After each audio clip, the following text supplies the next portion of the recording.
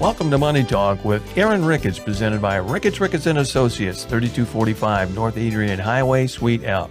The opinions voiced on Money Talk are for general information only and are not intended to provide specific advice or recommendations for any individual. To determine which investments may be appropriate for you, consult with your attorney, accountant, financial, or tax advisor prior to investing. Securities are offered through LPL Financial, member FINRA SIPC. Aaron back with us in the studios. Hey, Aaron. Hi, John. Well, last week we talked about one disaster. Mm-hmm. I don't know. Are we talking about another disaster this week? We're back to the tax man, huh? Yeah, let's talk about taxes. It's I really enjoy it. Okay. But I know this is a stressful time for some, and a lot of people. Just getting them done. That is stress on its own. At least the one thing you love to talk about is it's probably your best ROI, your best return on investment that you can make. That's right. Since you brought that up, remember, most of us, right? That's your biggest expense, right? That's right. Your taxes. And I'm not just talking about federal and state taxes. Yeah, for a lifetime it is, isn't it? It's got to be more than your home, the taxes that you pay over your lifetime. Absolutely. And a lot of us forget about other taxes. That's why I said federal and state is one thing, but your property taxes, right? Your the tax you pay when you buy something, right? That sales tax. The gas tax, those are bigger taxes than, just your 6% sales tax that's included also on top of that gas tax. Right. Tax on tax. Right. All those fees that you pay for registering your car. Which are really taxes. They used a fancy word called fee, and they still go in the same pot of money that all the taxes go in. Taxes. I mean, it's a lot of taxes. I had a page, and I still have it, but people don't want to be depressed every time they come see me, so I don't bring it out and show them all the places that they pay taxes to. But there's a page that I have that just, 12-point type, single space, front and back of all the taxes that you pay. And many of them you don't even know that you pay because they're just a part of everything. You ever look at your phone bill and see all the taxes that are listed there? It's an incredible amount. Excess fees, which are taxes. You got to connect to the grid. They just all these. It's a laundry list. My favorite discussion though is when I tell somebody, they're taking $100 from their account and they said, I want a tax withholding, right? So let's say it's 10%.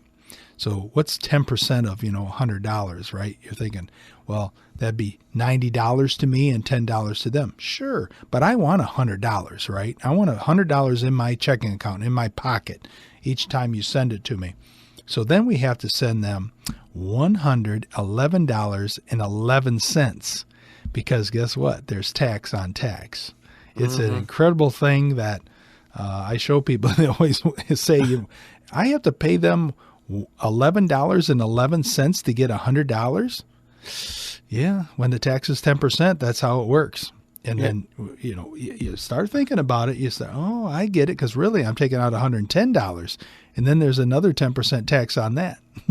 Well, my son was working in Tahoe in California, and he called me up. This is a little while back, and he said they took $800 out of my check, and I said, "That's California, son." Well, he went to Utah. Yes. He didn't stay. Yeah. He said, "I can go to Utah and make more money." Yeah. Isn't that something? Oh, unbelievable. Yeah. We think we pay a lot in taxes, right? Oh, Go to the big states, big cities and big states. Okay. Let's just go over some general stuff about taxes.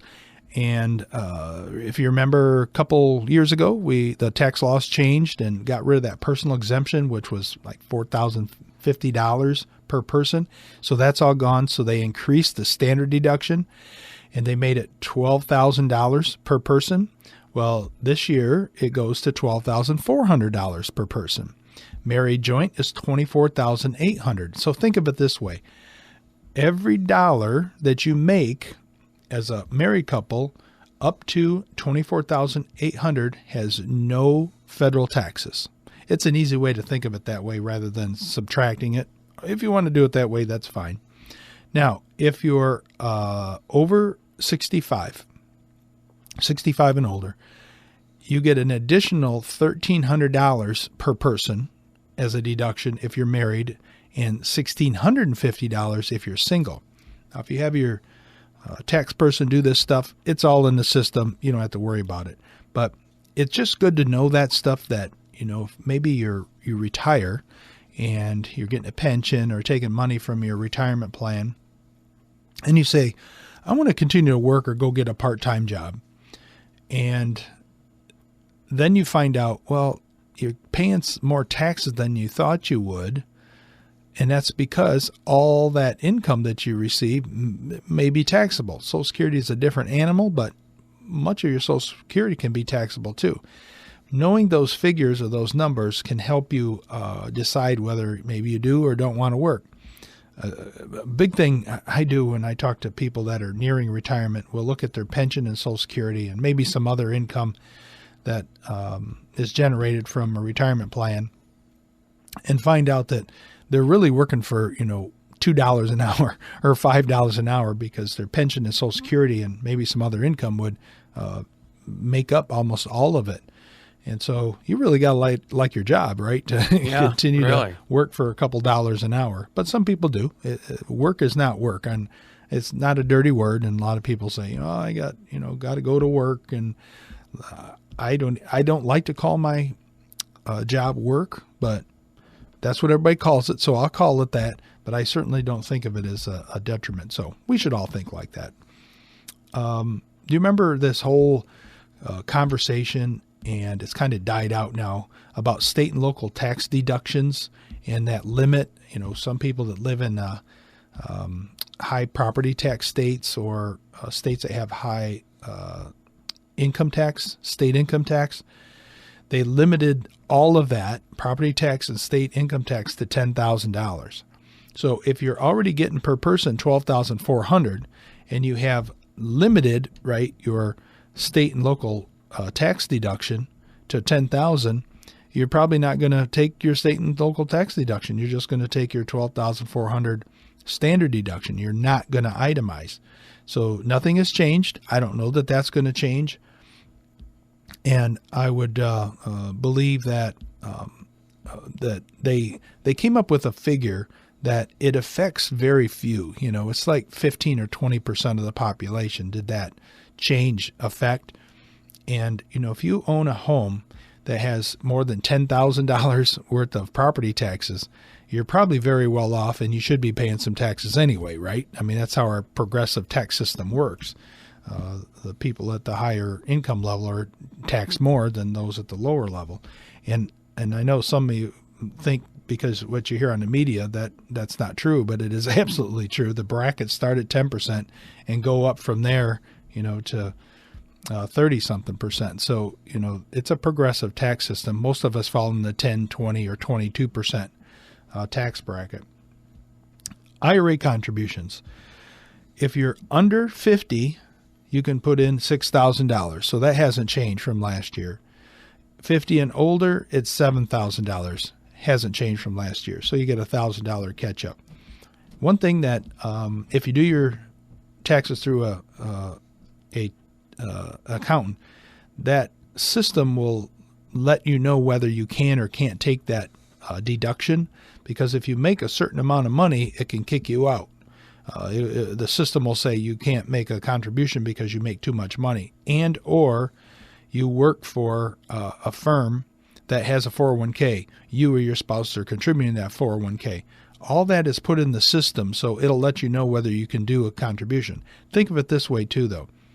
If you do contributions to IRA every year, and many accountants will tell you this, financial advisors the same thing, go get your taxes done, find out if you can make the contribution, if you can afford to, if it's in your best interest, and then you can always write the check later. As long as you send that check in, or it's the contribution is done before the tax day, which is April 15th. I think this year is April 15th. And typically it's that day. So as long as the contributions are made before then, you can do it for the previous year. Keep that in mind. There are other types of and small company retirement plans. One's called a SEP plan, and you can put in up to $57,000 into those plans. So me, myself, I'm an individual. I have my own plan, so that's what I do. I contribute to a SEP plan. And it's very similar to IRA. It just lets you put a little bit more in there. And it comes with some other restrictions too. I won't get into that, but if you have an opportunity to put that kind of money, $57,000 in a SEP plan, I hope you're doing it, and I hope you're talking to an advisor or an accountant to make sure that it's getting done for you. If you have questions about that, give me a call.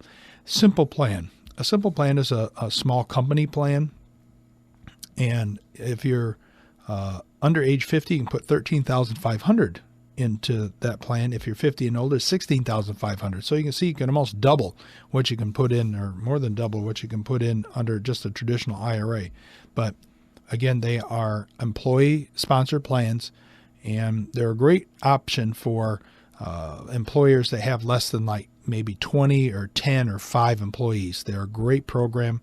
Again, I talk to people about this probably 2 or 3 times a year about setting up a plan. Some do, some don't, but at least they have the information. You got questions, call me. 401ks, you can put in $19,500 if you're under age 50. You can put in $26,000 in your 401k now if you're 50 and older. I have a few clients that do that. It's fantastic. They're able to put that amount of money in the retirement plan. And of course, they're not paying taxes on that right now. They're deferring the taxes. Gift tax, annual exclusion. This is a question I get all the time.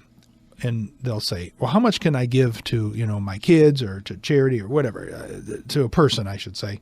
How much can I give to them? I said, well, you can give anything you want. You can give, the government doesn't say you can't give it to them. They're just requiring you to do some documentation if it's over a certain amount. The limit is $15,000 for no documentation. So I just tell people, and accountants very often will tell them the same thing. Just write that right on your check that you gave $15,000 to your kid. My dad used to say, the Ricketts Fund, right? You can always write checks to the Ricketts Fund, but don't do that.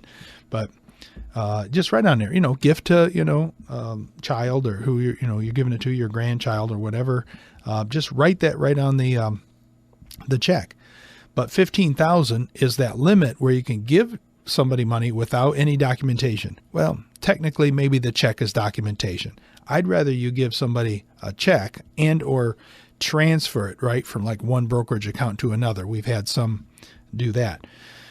If you go over that $15,000 limit, and you can give $15,000 to any person, unlimited, without doing a form. So let's say you have a child and they have a spouse. You could give $15,000 to child and $15,000 to spouse. So technically, you give $30,000 to the family.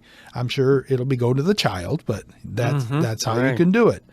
There's certain ways you can do that without filling out that special form. There is a special form, you go over that. So if you're giving away $30,000, $50,000, $100,000 to your children, then you, or anybody, you have to do this tax form. And I say you have to. I suggest you get the tax form done, you do it, because it's a way to track that. The amount of money that we can have at the time of our death and not pay any inheritance taxes is over $11 million. So there's this credit, a gift tax credit that's built into all that, inheritance tax credit that you can give away that money before you pass away. And a lot of wealthy people do that. They start that process earlier because they maybe want to see their kids enjoy it, or their grandkids, they want to see them enjoy it and do things for them. So you have to have that form done by the next year when you file your tax return. So if you're giving money to somebody this year, like $50,000, $100,000, make sure that form is included in your next year's tax return. You just have to have it done by that time. Make sure your accountant knows it and can do that. So I am not an accountant. I look at all my clients' tax returns, though, every year. So I have a good idea of all the accountants in the area. I've seen every single one of our accountants or CPAs that in the area and their tax returns, and we have a great group of people here. There's always some that are exceptional. There's some that are a little more expensive and some a little cheaper. But if you want you want a referral, I work with a few that I'm real close with, and I enjoy their service is a big part, right? Because Doing taxes, for the most part, for most of us, is the same process, but some are a little bit more complex and more complicated. So if you want, you have a higher end of return, such as a farm business or a small business, and you want a referral there, I got those people too. So call me, 265-3540. Questions about any of that stuff. Get the answers. That's right. All right. Thanks, Aaron. Thanks, John. That's Money Talk with Aaron Ricketts, presented by Ricketts Associates, 3245 North Adrian Highway, Suite L. The opinions voiced on Money Talk are for general information only and are not intended to provide specific advice or recommendations for any individual. To determine which investments may be appropriate for you, consult with your attorney, accountant, financial or tax advisor prior to investing. Securities are offered through LPL Financial, member FINRA SIPC. Join us once again next week for Money Talk here on 103.9 WLEN.